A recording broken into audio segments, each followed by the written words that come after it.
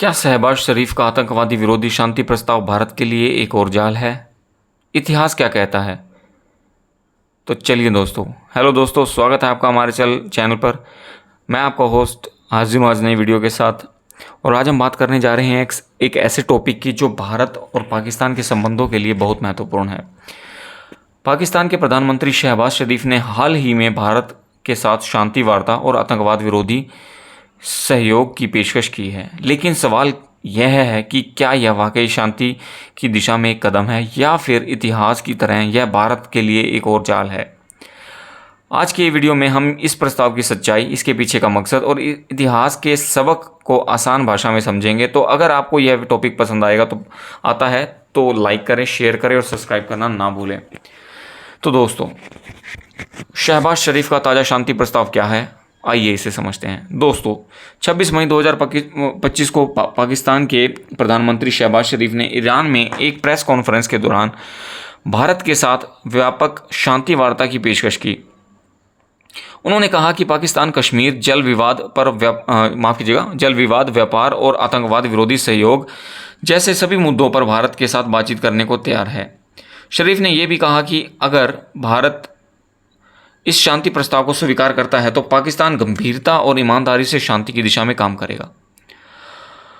लेकिन यह प्रस्ताव तब आया है जब हाल ही में जम्मू कश्मीर के पहलगाम में 22 अप्रैल 2025 को एक आतंकी हमला हुआ, जिसमें 26 लोग मारे गए, जिनमें 25 भारतीय और एक नेपाली नागरिक शामिल थे। भारत ने इस हमले का करारा जवाब ऑपरेशन सिंदूर के तहत 7 मई को पाकिस्तान और पीओके में आतंकी ठिकानों पर हमला करके दिया। इस हमले के बाद दोनों देशों के बीच तनाव चरम पर था और अब शरीफ का यह प्रस्ताव कई सवाल उठाता है। क्या यह वाकई शांति की इच्छा है या फिर एक नया डिप्लोमेटिक चाल? इतिहास हमें क्या सबक सिखाता है?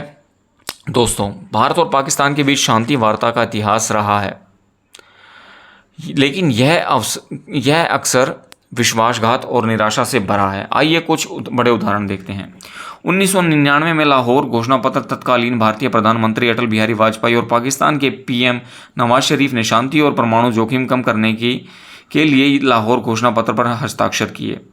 लेकिन कुछ ही महीनों बाद पाकिस्तान ने कारगिल युद्ध शुरू कर दिया, जो एक बड़ा विश्वासघात था। 2001 का आगरा और शिखर सम्मेलन, वाजपेयी और तत्कालीन पाकिस्तान राष्ट्रपति परवेज मुशर्रफ के बीच बातचीत बिना किसी संयुक्त घोषणा के विफल हो गई। क्यों पाकिस्तान ने आतंकवाद पर स्पष्ट रुख नहीं अपनाया? 2008 मुंबई हमला, 2004 से 2007 के बीच चली बैक चैनल बातचीत कश्मीर पर एक सहमति के करीब थी, लेकिन 2008 में लश्कर ए तैयबा द्वारा मुंबई में हुए आतंकी हमले ने सारी उम्मीदें तोड़ दी।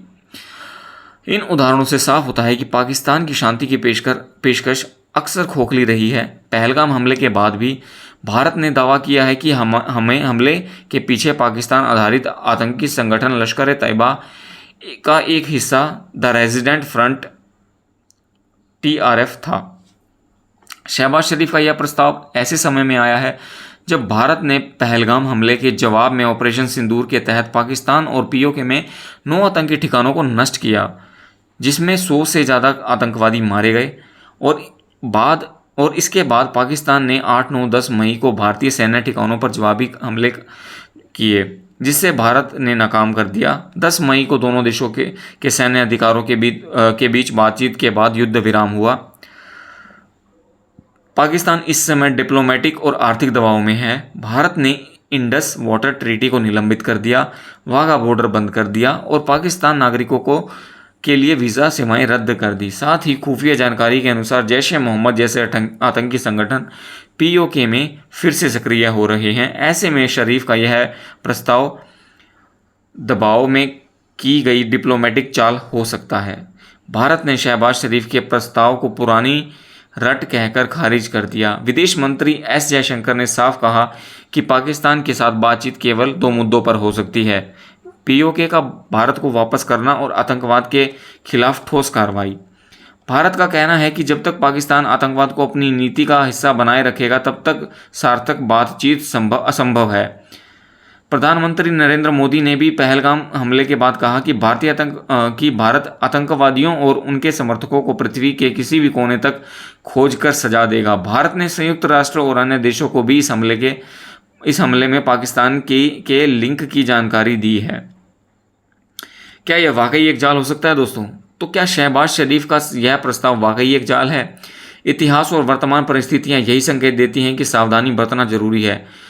अतीत में पाकिस्तान ने शांति की बात करके अंतर्राष्ट्रीय समुदाय का समर्थन हासिल करने की कोशिश की है, लेकिन साथ ही आतंकवाद को बढ़ावा देना जारी रखा है। पाकिस्तान इस समय आर्थिक संकट का सामना कर रहा है और भारत के साथ तनाव ने उसके डिप्लोमेटिक अलगाव को बढ़ा दिया है। यह प्रस्ताव दबाव कम करने की कोशिश हो सकता है।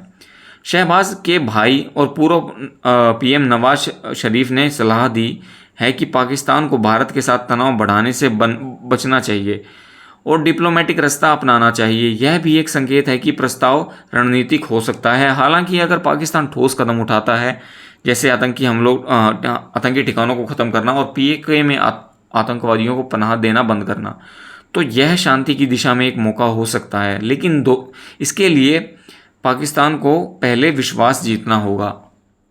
तो दोस्तों, शहबाज शरीफ का शांति प्रस्ताव सुनने में अच्छा लगता है, लेकिन इतिहास और वर्तमान हालात में हमें सावधान रहने की सलाह देते हैं।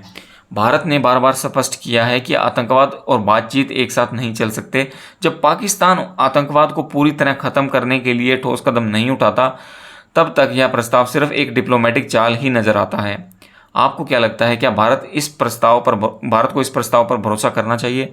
अपनी राय कमेंट बॉक्स में ज़रूर शेयर करें। अगर आपको वीडियो पसंद आया हो तो लाइक करें और अपने दोस्तों के साथ शेयर करें और हमारे चैनल को सब्सक्राइब करना ना भूलें। मिलते हैं दोस्तों अगली वीडियो में फिर एक नए टॉपिक के साथ। तब तक के लिए नमस्ते, जय हिंद।